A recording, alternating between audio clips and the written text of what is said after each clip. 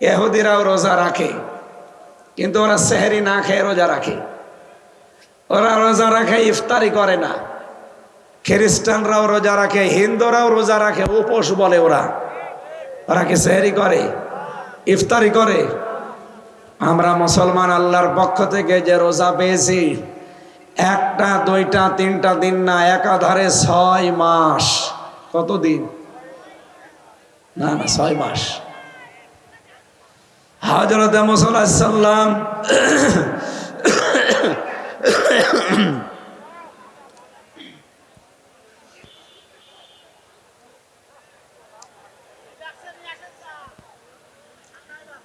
না না ঠিক আছে,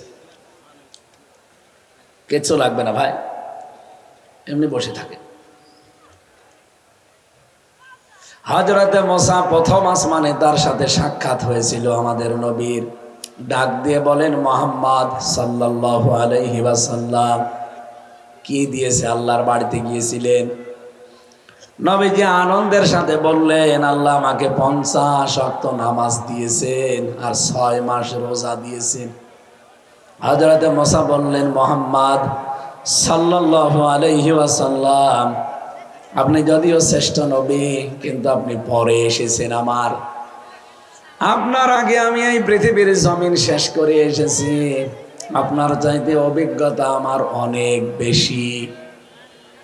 এই হিসাবে আমি বলতে চাই, আপনার উম্মতরা তো দুর্বল। তারা মাত্র 70, 80, 90 বছর পরে দুনিয়ার বিদায় নেয়। আমি আমার জীবনে একটা দুইটা না, 1000 বছরের উপরে হায়াত পেয়েছিলাম। আমার উম্মতের আয়াত শক্তিশালী, কঠিন, ইস্পাত ছিল। মাত্র 1 ওয়াক্ত নামাজ আল্লাহ দিয়েছিল, তাই তারা আদায় করত না। আপনি 50 ওয়াক্ত নামাজ পেয়ে আনন্দে আছেন, আপনার উম্মতেরা জীবনও এটা কন্ট্রোল করতে পারবে না। আল্লাহকে বলেন তিনি যেন এই নামাজ একটু কমিয়ে দেয়, রোজাও কমিয়ে দেয়। মুহাম্মদ রাসূলুল্লাহ সাল্লাল্লাহু আলাইহি ওয়াসাল্লাম একবার দুইবার না, প্রতিবার আল্লাহর কাছে যায়, ফিরে আসে মুসা নবীর কাছে, আবার যায়। এভাবে কমাতে কমাতে আল্লাহ শেষে 5 ওয়াক্ত নামাজ মাত্র 1 মাস রোজা রেখে দিয়েছিলেন। আল্লাহ রাব্বুল আলামিন সর্বশেষ তাকে জানিয়ে দিলেন, হে আমার রাসূল, আমি কিন্তু টার্গেট নিয়ে লিখে দিয়েছিলাম যে 6 মাস রোজা রাখা লাগবে, 50 ওয়াক্ত নামাজ পড়া লাগবে। আমি শুধু আপনার কনসিডারের কারণে এটা কমিয়ে দিলাম। আর আমি যা একবার সিদ্ধান্ত নেই, এটা কোনোদিন পরিবর্তন হয় না। আতাম্মাত কালিমাতু রাব্বিকা সিদকাও ওয়া আদলা লা মুবাদদিলা লিকালিমাতিহি হুয়াস সামিউল আলিম। বলেন আল্লাহু আকবার। আল্লাহ পাক বলেন, আমার কালামে যত কথা দিয়েছি সব সত্য কথা, সব ইনসাফপূর্ণ কথা, ন্যায় বিচার দিয়ে পরিপূর্ণ। যদিও 54 বছর আমরা স্বাধীন হয়েছি, ন্যায় বিচারের কথা শুনতে শুনতে শুধু অবিচার পেয়েছি। এক কথা বলে না কেন? 54 বছরের ন্যায় বিচার আপনি দেখেছেন না? আমি নিজেই তো ভিকটিম।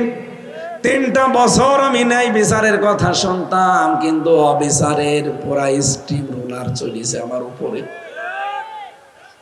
কোন অপরাধে আপনি আমার 3টা বছর নষ্ট করে দিলেন?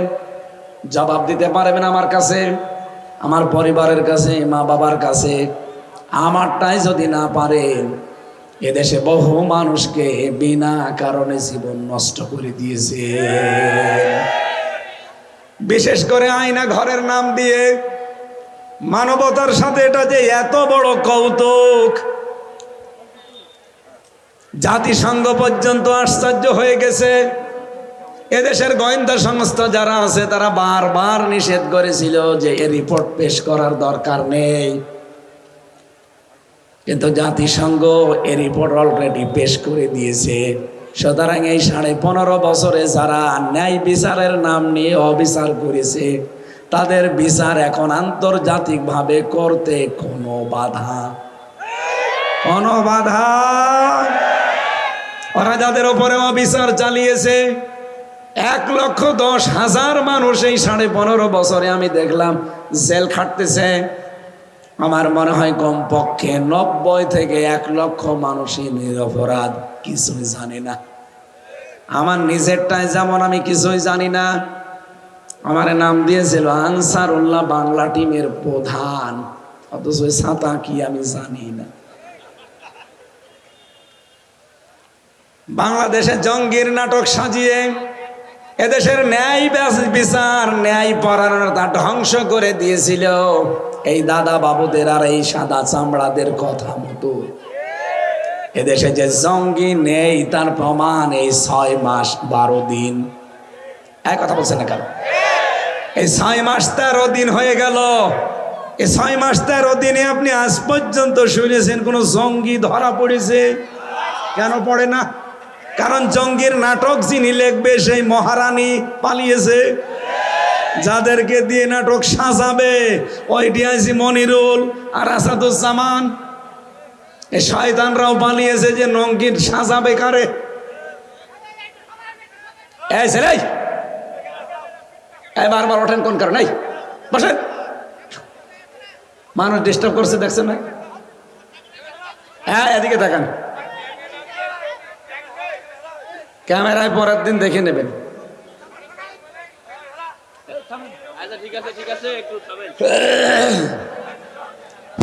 আমার ভাইরা এমনিতে রাত হয়ে গেছে, আমি মূল কথাগুলো বোঝাতে চাই খুব তাড়াতাড়ি, ডিস্টার্ব করবেন না। না দেখতে পেলেও শুনতে পাচ্ছেন, এটাই শোনেন, খেয়াল করে দেখেন। ভেতরে যাবার পরে আমি একজনকে জিজ্ঞাসা করলাম যে ভাই আপনার কোন মামলা? উনি আমারে বলছে আমি আল্লাহ দলের প্রধান। আল্লাহর দলের সভাপতি উনি। বললাম সেক্রেটারি কে? বলছে আমার ছেলে। ও সভাপতি ও ছেলে সেক্রেটারি, দুইজনে জেলে, বাইরে কোনো লোক ওদের নেই। অথচ আসাদুজ্জামান আর এই মনিরুল যদি এখন থাকতো, ভালো মানুষ এই জিহাদের মতো মানুষকে তুলে নিয়ে যেত বাড়ি থেকে।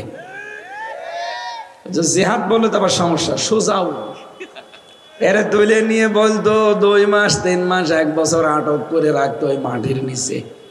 আমারও তো 10 দিন রেখেছিল। এমন একটা ভয়ঙ্কর জায়গা, ওখানে 10 দিন 1 বছর 2 বছর রেখে দিয়ে হঠাৎ বের করে বলতো এই দেখেন বিশাল জঙ্গি। এটা পুরাটা নাটক ছিল। ওই দাদারা যা বলতো ওরা তাই করতো। রিমান্ডে যাই কয়টা অফিসার পেয়েছিলাম, ওই শয়তানগুলো গোপনে যখন বসে আলাপ করত, ওরা মনে করতো যে আমি মনে হয় শুনতে পারছি না, অথচ সবই তো দেওয়ালের পাশ থেকে শোনা যেত। ওরা নিজেরা বলতো যে আর কতদিন এইভাবে মিথ্যা দিয়ে, আর কতদিন। আল্লাহ এমনি ওদের ধরে নাই, পাপের বোঝা ওদের ছাড়িয়ে গেছে। এটা সূরা আলে ইমরানে আছে 168 নম্বর আয়াতের শেষের দিকে, ইন্নামা নুমলি লাহুম লিয়াজদাদু ইসমা ওয়া লাহুম আযাবুম মুহিন। রব্বুল আলামিন বলেন ওদের পাপের বোঝা যখন পরিপূর্ণ হয়ে গেছে, আমি আল্লাহ তখন ওদেরকে অপমানজনক শাস্তি দিয়েছি। আপনি বলেন তো পৃথিবীর ইতিহাসে এত অপমান কোনোদিন শুনেছেন কেউ হয়েছে? না। 300 এমপি একবারে পালিয়ে যায়। আপনাদের এখানকার সেটা মনে হয় পালিয়েছে। কে? তার বাড়ি ঘর পর্যন্ত মানুষ মাটির সাথে মিশিয়ে দিয়েছে।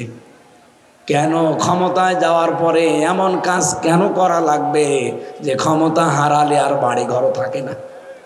কথা বলছে না কেন? ক্ষমতায় ছিল না বিএনপি জামাত 15 বছর, বিনা কারণে বুলডোজার দিয়ে তাদের বাড়ি ভেঙেছেন চাঁপাইনবাবগঞ্জে, সাতক্ষীরায়। কথা বলেন না কেন? সময়ের বিবর্তনে আল্লাহ আযাবুল বুলডোজার পাঠিয়েছে। এই যে ফেব্রুয়ারির 5 তারিখে আযাবুল বুলডোজার দিয়ে কুষ্টিয়ার হানিফের বাড়ি মিশিয়ে দিয়েছে, আর ধানমন্ডির 32-33 বানিয়ে দিয়েছে। কথা বলেন না কেন? 32 নামে এখন আর কিছু নেই, এখন সবাই বলছে ওইটা টয়লেট বানানো হোক। এমনি না, এর ভেতরে একটা কারণ আছে। কাবা শরীফে একবার তাওয়াফ করছিলাম 16 সালের দিকে, 7 বার গোল চত্বর দেওয়ার পরে আমার হঠাৎ করে ওপরে দেখতে গেলাম, দেখি একটু এই দেশটা, ওপরে যে দেখি আমার পেটে মারাত্মক ব্যথা। এক পুলিশকে ডাক দিয়ে বললাম, ইয়া সাদেক আয় তাল, এদিকে আসেন তো ভাই বা দোস্ত। এতক্ষণ আমার ভালো লাগছিল, হঠাৎ পেটে ব্যথা করছে, এখানে কোনো ফার্মেসি আছে? আমি আরবিতে কথাগুলো ওনারে শোনানোর পরে ওর ভাষা দিয়ে আমার জবাব দিচ্ছে, ইয়া হাজিউল হুজ্জাত আইনা বিলাদুকা, ও হাজি দেশ কোথায়? যে তুমি বাংলাদেশ, বাংলাদেশ থেকে এসেছি। আমারে ওর ভাষা দিয়ে বলে, হাজি আপনি জানেন না এটা কোন জায়গা? ফার্মেসি খোঁজেন কেন? পেটে ব্যথা করছে, ঔষধ লাগবে, ফার্মেসি লাগবে না, আপনি জানেন না এটা কোন জায়গা? আবু জাহেলের বাড়ি। আপনি এখনো পায়খানা না করে দাঁড়িয়ে আছেন? পায়খানা করেন, দেখেন পেটের ব্যথা আসবে। সত্যিই কাজ করে দেখি পেটের ব্যথা ভালো হয়ে গেছে। আমার মনে হচ্ছে আল্লাহ আমার হাতে ধরে জানাচ্ছে, হামজা এত টাকা খরচ করে আসলে আর শয়তানের বাড়ি পায়খানা না করে চলে যাবা, তাড়াতাড়ি করে। 1500 বছর পর দৃশ্য মনে হচ্ছে ঠিক তাই হচ্ছে বাংলাদেশে। জালেমদের বাড়ি ঘর এখন সব টয়লেট হয়ে যাচ্ছে। এই জন্য আওয়াজ যখন উঠছে, যেখানে যেখানে জালেমরা জুলুম করতো ওই জায়গাগুলো অভিশপ্ত। কথা বলে না কেন? যেখানে এই জালেমরা বসবাস করতো আল্লাহ বলেন ওগুলো অভিশপ্ত। এটা সূরা নমলের 52 নম্বর আয়াতে পাবেন। খাফিয়াতাম বিমা যালামু, আল্লাহ বলেন আমি জনশূন্য করে দিয়েছি ওদের বাড়ি ঘর। কেন জানো? কারণ এখানে বসে বসে এরা দুর্বিসন্ধি করতো। সকালবেলা কার নামে মামলা দেব, কাকে ধরিয়ে দেব, কার নামে মিথ্যা সাক্ষী দেব। এরকম মিথ্যা সাক্ষী মাথায় নিয়ে বহু মানুষ জেলে আছে না নেই? চুয়াডাঙ্গায় খোঁজ নেন, বাংলাদেশে যতগুলো জেলখানা আছে মিথ্যা মামলার আসামি আছে না নেই? কিচ্ছু জানি না, ঘরে ঘুমিয়ে আছে, চোখ খুলে দেখছে থানার হাজতে, কি গো তুই গাছ কেটেছিস, কখন? স্বপ্নে। এরকম বানানো মামলা ছিল না? জামাত ইসলামের সাবেক সেক্রেটারি জেনারেল, সাবেক না এখনো আছে, সহকারী সেক্রেটারি জেনারেল জনাব এটিএম আজহারুল ইসলাম, ওনার নামেও যে মামলা, বানোয়াট, মিথ্যা এবং অপবাদ। আপনি ম্যাডাম খালেদা জিয়াকে 13 সালে বলতে শুনেছেন, ভিডিও এখনো ইন্টারনেটে ঘুরছে।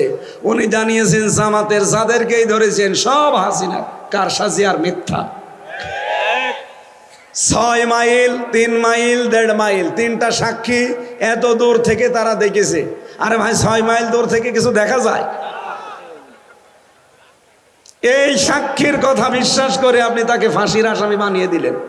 আর হাসিনার নামে 275টা মামলা, সব মার্ডার মামলা, আর সাক্ষী দেখা সাক্ষী 2732 জন মানুষ মারা গেছে। এই কথা বলেন না কেন?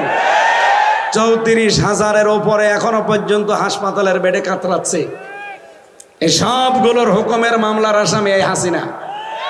এজন্য গত পরশুদিন রিপোর্ট বেরিয়েছে, তামাম দুনিয়ায় সবচাইতে নিকৃষ্ট মানুষ 100 জন, তার ভেতরে হাসিনা 1 নাম্বার, বাশার আল আসাদ 2 নাম্বার, নেতানিয়াহু 3 নাম্বার। এভাবে 100 জনের নাম আছে।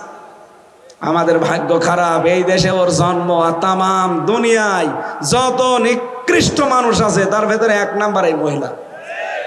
এমনি কত মানুষের বরদোয়া, চোখের পানি ওর ওই চেয়ারের সাথে লেগে আছে। এই কথা বলে না কেন?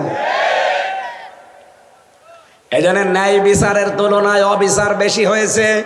সামনে যেন এদেশে আর কোনো অবিচার না হয়। বৈষম্য বিরোধী ছাত্র আন্দোলনে যারা 9টা দফা দিয়েছিল বৈষম্য দূর করার জন্যে, এখনো যদি এই দেশে বৈষম্যের শিকার হয়ে মানুষ থাকে, তা কিসের যুদ্ধ করলাম আমরা? এই কথা বলেন না কেন? কোনো বৈষম্য দেশে থাকবে না। কথা বলেন। যে যেখানে শিকার হয়ে আছে তাকে ওই জায়গা থেকে মুক্ত করেন। 1628টা চেয়ার ছিল এই দেশে। জালেম এবং জালেমদের দোসর ছিল এই চেয়ারে বসা। আমরা চাই এদের যেহেতু স্বৈরাচার মুক্ত হয়েছে, ফ্যাসিস্ট মুক্ত হয়েছে, এই 1628টা চেয়ারে কেউ যেন না থাকে, সব নামানো লাগবে। এটা চান আপনারা, চান না? 15.5 বছরে যারা বৈষম্যের শিকার ছিল তাদেরকে এই চেয়ারগুলোতে বসান। এই কথা বলেন না কেন? এদের এই জুলুমের কারণে বহু মানুষ এই চেয়ার থেকে এই চেয়ারে উঠতে পারে নাই, তাদেরকে এখন এই চেয়ারগুলোতে বসাতে চায়। যেহেতু সংস্কার আরম্ভ হয়ে গেছে এবং চলছে, আমরা চাই এই বাংলাদেশে ডক্টর কামালের লেখা সংবিধান 54 বছর চলেছে, কিছুই হয়নি। চোর ছিল, ডাকাত হয়েছে, ডাকাত ছিল, খনি হয়েছে, এমনকি গাঁজাখোর গাঁজার গাছ লাগিস। আমার নিচতলায় ছিল যে লোকটা জেলের ভেতরে, পরে গাঁজা খাওয়ার কারণে জেলে দিয়েছে, ও দেখে ভেতরে গাঁজার গাছ লাগিস। জেলার তো হিন্দু দেবদুলাল জিজ্ঞাসা করছে, তুই গাঁজার গাছ লাগালি কি করে? বলছে, স্যার আমি গিয়েছিলাম হাজিরা দিতে মামলার কোর্টে, আমার তো বন্ধু বান্ধব আছে, তারা আসার সময় গাঁজার পোটলা দিয়েছিল, ওই বীজ, ওইটা আমি এই মুখের ভেতরে নিয়েছিলাম, মেশিনে চেক করেছে, ধরা পড়িনি, কায়দা করে চলে এসেছি। 2 মাস আগে যে টবের ওপরে লাগিয়েছি, 2 মাস, আপনি দেখেন স্যার কত বড় হয়েছে। এই দেশে মানুষের তৈরি করা সংবিধান দিয়ে গাঁজাখোর গাঁজার গাছ লাগায়, চোর গেলে ডাকাত হয়ে বের হয়, ডাকাত গেলে খুনি হয়ে বের হয়। কথা বলেন? এই দেশ যদি সত্যিই মুক্ত করা লাগে, কোরআনের সংবিধান লাগবে। এজন্য সামনে যে মাস রমজান মাসে আল্লাহ যে কোরআন নাজিল করেছেন তার 55টা নাম আছে। একটা নাম হচ্ছে ফুরকান। ফুরকান মানে সংবিধান। ফুরকান মানে কি? এর 77টা আয়াত আছে, 73টা ধারা আছে। বাংলাদেশের সংবিধান এখন সংস্কার চলছে। আমরা আহ্বান জানাই, ডক্টর মোহাম্মদ ইউনূস, 2টা নবীর নাম একসাথে নিস, মোহাম্মদ আর কি বলেন বলেন। সুতরাং 2 নবীর নাম নিয়ে বসে আছেন আপনি। 18 কোটি মুসলমান আমরা এই দেশে আহ্বান জানাচ্ছি, এই 73টা ধারা রমজানের আগে সংযোজন করেন সংবিধানে।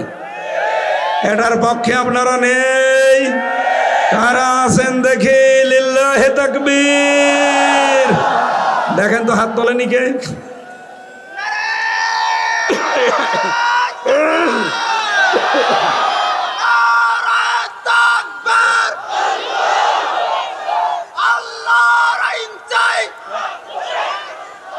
আলহামদুলিল্লাহ।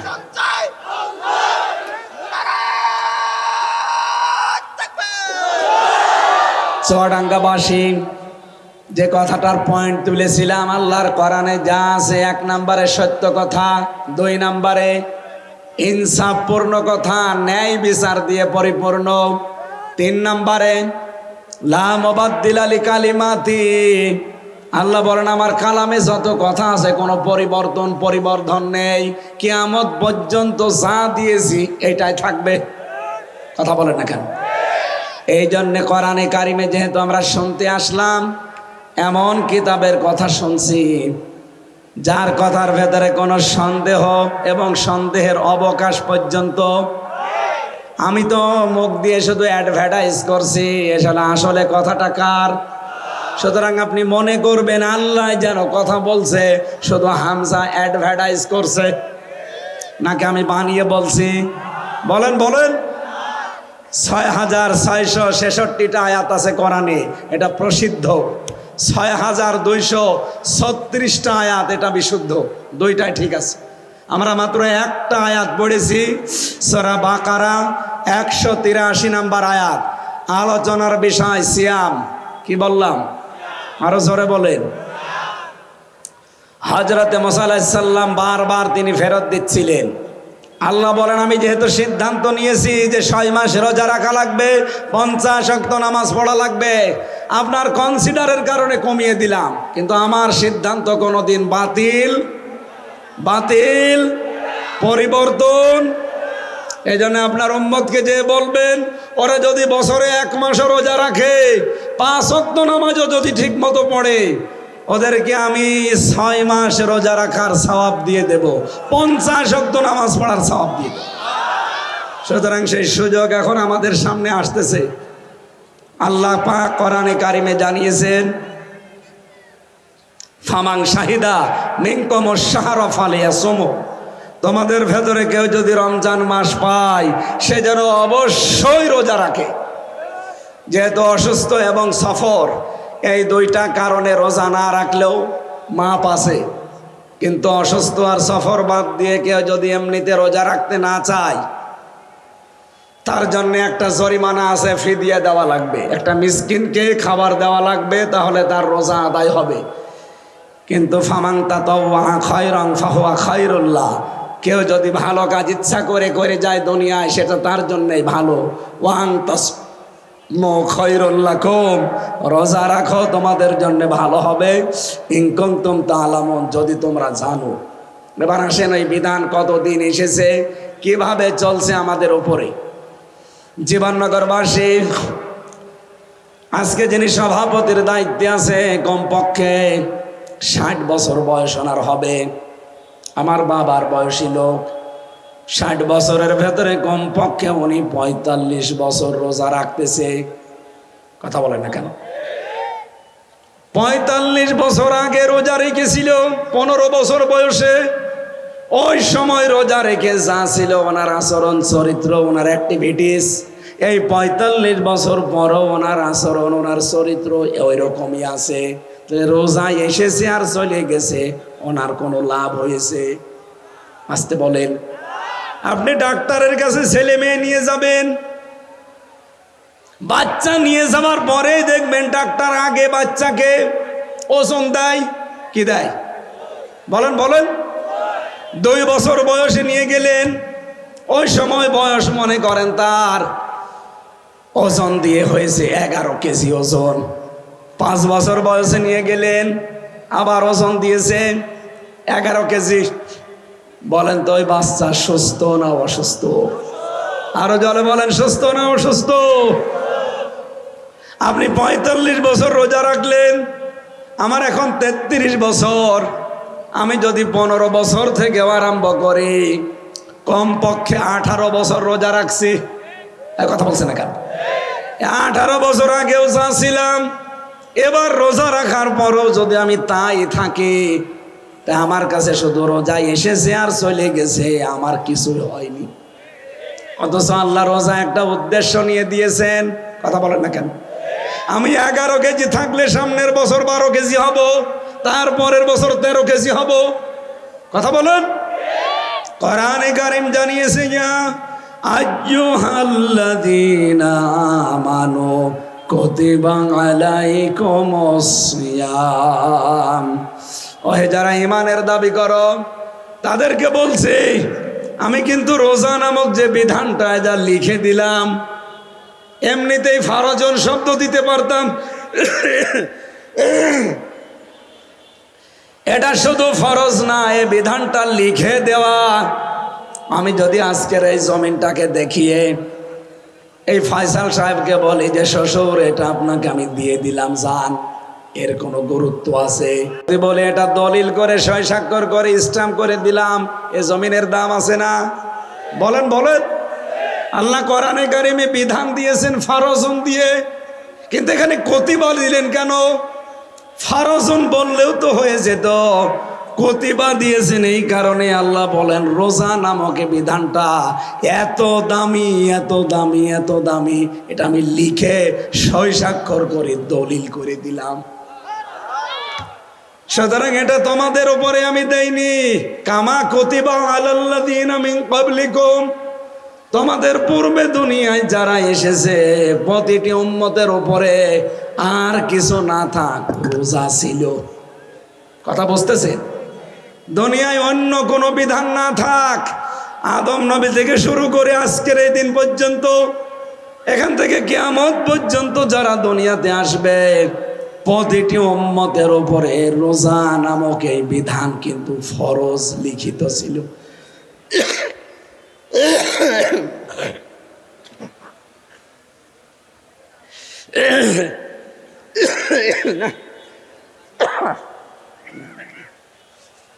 খাওয়া লাগবে না, কণ্ঠ আসলে সাপোর্ট করছি না। 3টা বছরে এমন কোনো টর্চার নেই আমার শরীরের উপরে করে নাই, মাথার চুল থেকে পা পর্যন্ত এমন কোনো জায়গা বাকি নেই। আমি জামা কাপড়ও খুলতে পারি না। এই জন্য শরীর স্বাভাবিক হতে আরো সময় লাগবে। আর খাবার দাবার তো ভালো ছিল না, জালেমরা জীবনটা একেবারে নষ্ট করে দিয়েছে। আমার আত্মীয় স্বজন যেহেতু আপনারা, আর আমি এখনো মুসাফির অবস্থায় আছি, এই ভাঙ্গা কণ্ঠ নিয়ে দোয়া করছি আল্লাহর কাছে আপনাদের নিয়ে, আল্লাহ যেন আগের অবস্থায় শরীর আর কণ্ঠটা ফিরিয়ে দেন। আরো বলেন আমিন। জীবননগরবাসী, রমজানের রোজা শুধু আমাদের ওপরে আল্লাহ ফরজ করেছেন না, এটা আগে যত মানুষ দুনিয়ায় পাঠিয়েছিলেন সবার ওপরে যেহেতু ফরজ ছিল, আল্লাহ পাক বলেন এই জন্যই দিয়েছিলাম লাআল্লাকুম তাত্তাকুন, আমি চাই তোমরা পরহেজগারী জীবন অবলম্বন করো। সুতরাং সামনে এই সুযোগটা আমাদের কাজে লাগাতে হবে। পৃথিবীর এমন কোনো ইবাদত নেই যে ইবাদতে মানুষ আল্লাহকে এতটা বেশি ভয় করে। নামাজ হয়তো মানুষ লোক দেখানোর জন্য পড়তে পারে, হজ লোক দেখানোর জন্য করতে পারে, রোজা নামক এই বিধানটা কোনো মানুষ লোক দেখানোর জন্য পালন করে না। কথা বলেন ঠিক কিনা? এটা যেহেতু আপনি আল্লাহকে না দেখে পালন করছেন, সামনে যত বিধান আল্লাহর আসবে ওই বিধানগুলোর ট্রেনিং এই 1 মাস থেকে নেওয়া লাগবে। আল্লাহ তোমাকে না দেখে যদি এই বিধান এত শক্তভাবে পালন করতে পারি, আগামীতে যত বিধান আমার জীবনে আছে সব বিধান যেন এভাবে দৃঢ় থেকে শক্তভাবে আদায় করতে পারি, এই তৌফিক এখনই কামনা করা। বলেন আমিন। নবীজি জানিয়েছেন লিকুল্লি শাইইন যাকাতুন ওয়া যাকাতুন জাসাদুস সাওম, পৃথিবীর প্রতিটি জিনিসের যাকাত আছে, শরীরের যাকাত হিসাবে আল্লাহ দিয়েছে রোজা। ও বাংলার মুসলমানেরা, সবার জীবনে কিন্তু এটা আসে না। আমরা যখন আল্লাহ হায়াতে পেয়ে গেছি, অন্তত এটা হেলায় খেলায় নষ্ট করা যাবে না। আল্লাহুম্মা বারিক লানা ফি রজব ওয়া শাবান ওয়া বাল্লিগনা রমাদান। নবীজি এই 2 মাসে দোয়া করতেন, রজব আর শাবানে, রব্বুল আলামিন এই 2 মাসের বরকত আমাদেরকে দান করো, আর রমজান পর্যন্ত আমার হায়াত তুমি বাড়িয়ে দাও। তার মানে রমজানে এক একটা ইবাদতের অন্য মাসের তুলনায় 70 গুণ বেশি সওয়াব পাওয়া যাবে। আমাদের জীবনের টার্গেট বানানো লাগবে, আমরা যেন আখিরাতের বিশাল জীবন নষ্ট করে না ফেলি। জীবননগরবাসী, আখিরাত কারোর জন্য তৈরি করা নেই। হযরত ইব্রাহিম নবী আলাইহিস সালাম মেরাজের রাত্রে আমাদের নবীজিকে দেখিয়ে বলেছিলেন, সন্তান আমার, দুনিয়াতে যাবার পরে তোমার উম্মতদেরকে বলবা যে আখিরাত কারোর জন্য তৈরি নেই, দুনিয়াতে যে যে ধরনের কাজ করবে ওইটা দিয়ে তার আখিরাতের পুঁজি তৈরি হবে। এজন্য আমরা যেন পাগলামি না করি। আমার এই ছোট্ট জীবনে এমন এমন কাজের আঞ্জাম দেওয়া লাগবে যেটা মরে গেলেও চালু থাকে। এক কথা বলে না কেন? এই 17 বছর চলছে কোরআনের প্রচার এই জায়গায়। সেই প্রথম যারা এখানে আনন্দ করেছিল, এখানে অনুষ্ঠান জারি করেছিল, হয়তো তারা এখন অনেকেই নেই। কি অনুষ্ঠানটা যদি কোরআনের প্রচারের উদ্দেশ্যে হয়, কোরআন প্রসারের উদ্দেশ্যে হয়ে থাকে, এটা যদি কিয়ামত পর্যন্ত চলতেই থাকে, এখন অন্তত যারা এই যে ময়েন সাহেবের মতো যারা দায়িত্বে আছে, উনি হয়তো আর 50 বছর পরে থাকবে না, কিন্তু অনুষ্ঠান যদি চলতেই থাকে, সেই 17 বছর আগে যারা চালু করেছে, এখন যারা আছে, এর দ্বারা যত মানুষ ভালো হবে, যত মানুষ পথ পাবে। আজকে আমার দুপুরবেলা অনুষ্ঠান ছিল দামড়হুদায়, ওই জায়গায় একটা মানুষ আজকে মুসলমান হয়েছে। ওই অনুষ্ঠান যারা আয়োজন করেছিল ওই লোকটা দিনের পথ পেয়েছে। মুসলমান হওয়ার পরে যত ভালো ভালো কাঞ্জাম এখন এই জীবনে দেবে, কোরআন শুনে যেহেতু ভালোর পথ পেয়েছে, যত মানুষ এই অনুষ্ঠানের সাথে জড়িত ছিল কিয়ামত পর্যন্ত সওয়াব পেতেই থাকবে। এজন্য আখিরাতের কাজ এরকম টার্গেট নিয়ে করা, যে কাজ করব অল্প কিন্তু ওটা জারি থাকবে।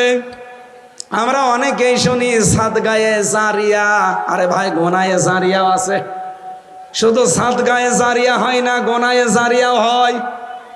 কোরআনের সাথে সম্পৃক্ত যতগুলো কাজ সব সাদগায়ে জারিয়া, আর কোরআনের বিরুদ্ধে যত কাজ সব গোনায়ে জারিয়া।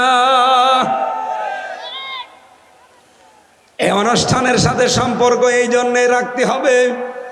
হযরতে আবু বকর সিদ্দিক মাত্র 63 বছর বেঁচে ছিলেন। কয় বছর বলেন বলেন? অথচ তিনি কোরআনে কারিমকে এক জায়গায় করেছিলেন। যত মানুষ কিয়ামত পর্যন্ত কোরআন পড়বে, বুঝবে, শুনবে, আমল করবে, আবু বকরের আমল নামায় অলরেডি ফ্ল্যাক্সি লোড হয়ে সওয়াবগুলো যেতেই থাকবে। তাহলে আমাদের এই রমজান সামনে নিয়ে এমন সিদ্ধান্ত নেওয়া দরকার, এমন এমন কিছু কাজের আঞ্জাম এই রমজানে দেব যেন আমি ইন্তেকালের পর ওইটা কিয়ামত পর্যন্ত জারি থাকে। কথা বোঝা গেছে? বিশ্বনবী জানিয়েছেন রমজানুল মুবারকে খুতবা দিতে উঠেছিলাম, তিনবার আমি মসজিদের মেম্বার পার করলাম। জিবরাইল আমার কাছে এসে বলেছে আমিন আমিন আমিন। সাহাবীরা বলে হুজুর আপনিও আমিন বললেন কেন?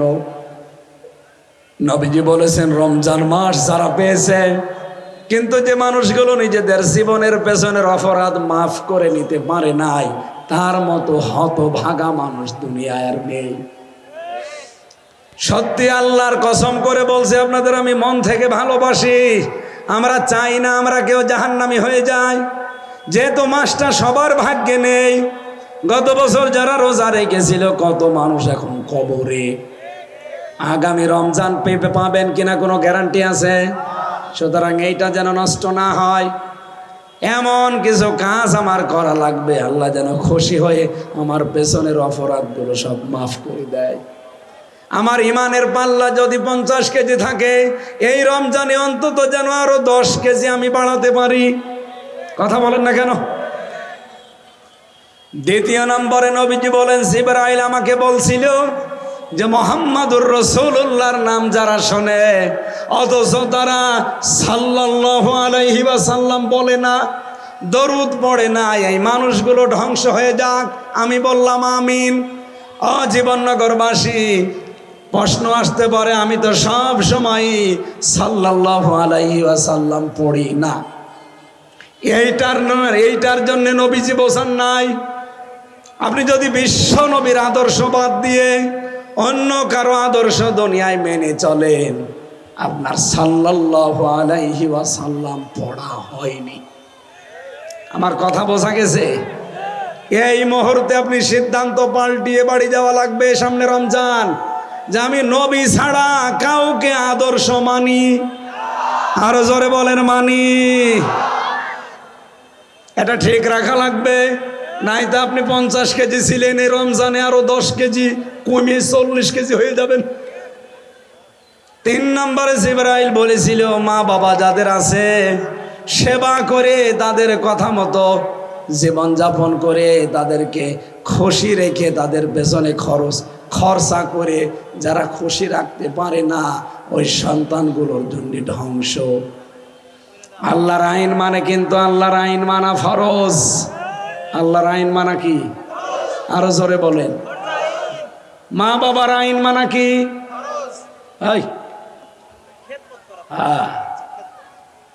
আল্লাহর আইন মানা ফরজ, মা বাবার আইন মানা ফরজ না, তাদের সেবা করা ফরজ। তাহলে নামাজ পড়া যেমন ফরজ, মা বাবার কথা শোনা জায়েজ কথা, তাদের পেছনে সাধ্য মতো খরচ করা কি? এটা কি? বলেন বলেন। আপনি যদি মায়ের জন্য বাবার জন্য এক জোড়া স্যান্ডেলও কিনে দেন, নবীজি বলেন মনে করবা আল্লাহর রাস্তায় সাদগা করলাম। হাজারো পরিবারে আমরা দেখতে পাই অনেক সন্তান আমরা আছি, স্ত্রীর কথা মতো চলতে গিয়ে মা বাবার সাথে সম্পর্ক কাট হয়ে যায়। না জীবননগরে নেই? বলেন বলেন। মা বাবাকে 7টা ছেলে তার পালাপালি করে খাওয়ায়, এ 7 দিন ও 7 দিন। কেন? আপনার তো আরো কাড়াকাড়ি করার দরকার যে আমার যা আছে কোনো ভাইকে দায়িত্ব নেওয়া লাগবে না, আমি নেব।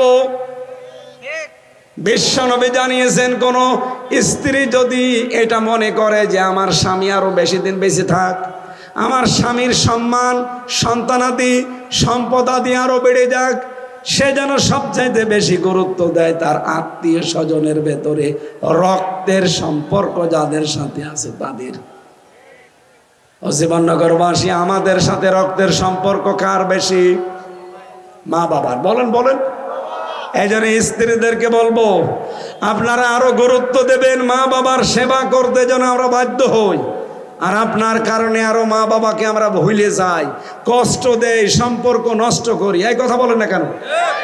আপনি তো চান না আমি বেশি দিন বেঁচে থাকি, আমার সম্মান, আমার সম্পদ আরো দুনিয়ায় বেড়ে যাক। আপনি চান না। চাইলে নবীর এই কথা আপনি মেনে নিতেন। এই জন্য নবীজি বলেন, যারা স্বামীর মন পেতে চায় 100 ভাগ, ওই স্ত্রী লোক যেন নিজের মা বাবাকে যেই নজরে দেখে, স্বামীর মা বাবাকে ওই নজরে দেখে। আমাদের বউগুলো আল্লাহ যেন এরকম বানিয়ে দেন। বলেন আমিন। এলাকায় আমার জানা মতো এরকম বউ নেই। এরকম বউ যারা, এ বউ না, এটা ছোট মন এদের, এটা ন্যারো মাইন্ডের, এটা ইতর বউ। আল্লাহ এই মানুষগুলোকে ব্রড মাইন্ডের হওয়ার তৌফিক দাও। বলেন আমিন। মা বাবার সেবা করা নামাজ রোজার মতোই ফরজ। এটা সন্তান হিসাবে আমরা অনেকে জানি না। কিয়ামতের দিন আল্লাহ আরাফ নামক একটা প্রাচীরের ওপরে দাঁড় করিয়ে রাখবে, জান্নাতেও দেবে না, জাহান্নামও দেবে না। সাহাবী বললেন, হে নবী, জান্নাতে দেবে না মানে? হ্যাঁ দেবে না, কারণ ও মা বাবার সাথে খারাপ আচরণ করতো, নামাজ রোজা হজ যাকাত সব ঠিক ছিল। জাহান্নামে দেবে না? হ্যাঁ, আর যাই করুক, দিন কায়েমের জন্য চেষ্টা করেছে দুনিয়ায়, এই জন্য আল্লাহ জাহান্নামে দেবে না। হাদিসের শেষে কিন্তু আমরা এটা আর পাইনি যে তারা দেবে কোথায়। চুয়াডাঙ্গাবাসী বলেন তো, আপনি জান্নাতেও যাচ্ছেন না মা বাবার সাথে সম্পর্ক খারাপ থাকার কারণে, জাহান্নামেও যাচ্ছেন না দিন কায়েমের আন্দোলন করার কারণে। এখন যদি আরাফ নামক স্থানে দাঁড়িয়ে থাকা লাগে, কি হবে আপনার? আমাদের কপাল যেন কারো এইরকম নষ্ট না হয়। বলেন আমিন। লাআল্লাকুম তাত্তাকুন। আল্লাহ বলেন, তাকওয়া অর্জন করার জন্য মাসটা দিলাম। তাকওয়া কি? আল্লাহর ভয়ে তার নিষিদ্ধ কাজগুলো ছেড়ে দেওয়া, এর নাম তাকওয়া। কে কথা বলেন না কেন? এই যে মোবাইলে যাদের অশ্লীল দৃশ্যগুলো আছে, অশ্লীল সিনেমা আছে, নভেল আছে, নাটক আছে, থিয়েটার আছে, যেগুলো নিজে দেখলে আনন্দ পান, অন্য কেউ দেখলে লজ্জা লাগে, এই মুহূর্তে এই অশ্লীল কাজগুলো ডিলিট করা লাগবে। কারণ এটা নিষিদ্ধ কাজ। আল্লাহর ভয়ে আপনি ঘৃণা করে এটা ডিলিট করে দেবেন, তাহলে আপনার ভেতরে তাকওয়া তৈরি হবে। কাদের কাদের আছে এখনই ডিলিট করেন, ডিলিট করে দেন। আমি এখনই মোনাজাত করে দিচ্ছি।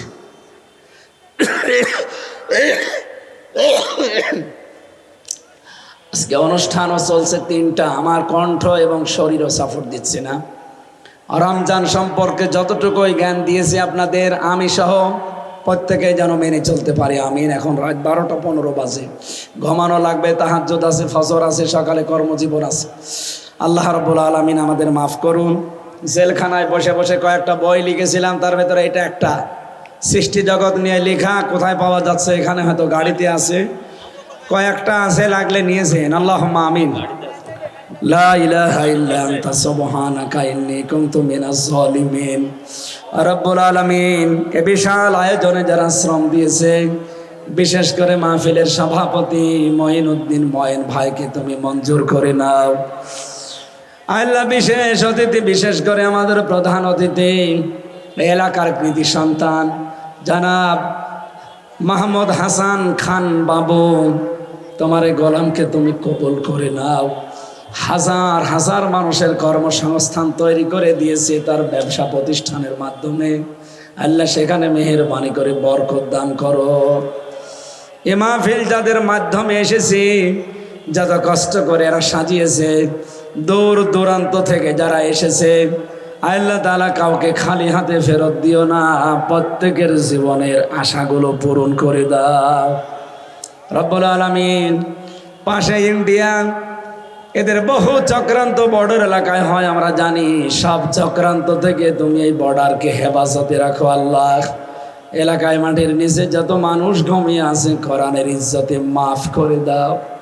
এ মাদ্রাসার যত প্রয়োজন আছে আল্লাহ তুমি পূরণ করে দাও। জালেমরা 3টা বছর আমার জীবনের ওপরে যে টর্চার চালিয়েছে, এমন কোনো জায়গা নেই যেখানে ওরা টর্চার করে নাই।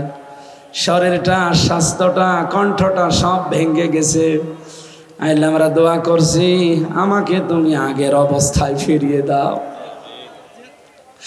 কোরআনের কথাগুলো আরো সহজ সরল ভাষায় বলতে পারি সেই তৌফিক দাও। সম্মানিত মা বোন যারা এসেছে, আমার আত্মীয় স্বজন, আল্লাহ এদেরকে ফাতেমার মতো, আয়েশার মতো, খাদিজার মতো বানিয়ে দাও। স্বামী পরিবারে শান্তি দান করো। এই জীবননগর এলাকায় যারা ব্যবসা বাণিজ্য করে, এদের ব্যবসা প্রতিষ্ঠানে বরকত দাও রব্বুল আলামিন। আবার দোয়া করছি তোমার বান্দা ময়নের জন্যে, তার ছেলেটা কোরআনের হাফেজ হয়েছে, তাকে তুমি হাফেজে কোরআন মঞ্জুর করো। আমার সাথে আমার শ্রদ্ধাভাজন ব্যক্তিত্ব ফয়সাল আহমেদ মানিক, হাফেজ আবু বকর সিদ্দিক, মিজানুর রহমান, সোজাউল সহ যত আলেম ওলামা এই ময়দানে বসে আছে, হাফেজ নাসির উদ্দিন সহ প্রত্যেকটি আলেমকে কবুল করে না। আল্লাহ আমার কণ্ঠর দিকে তাকিয়ে আমি শেষ করে দিলাম, মারাত্মক ব্যথা করছে। আগামীতে অনুষ্ঠানটা কোরআনের জন্য বিশাল আকারে কবুল করো আল্লাহ। বারাকাল্লাহু লানা ওয়া লাকুম ফিল কোরআনিল আযীম। মরণ আসলেই যেন পড়তে পারি লা ইলাহা ইল্লাল্লাহু মুহাম্মাদুর রাসূলুল্লাহ।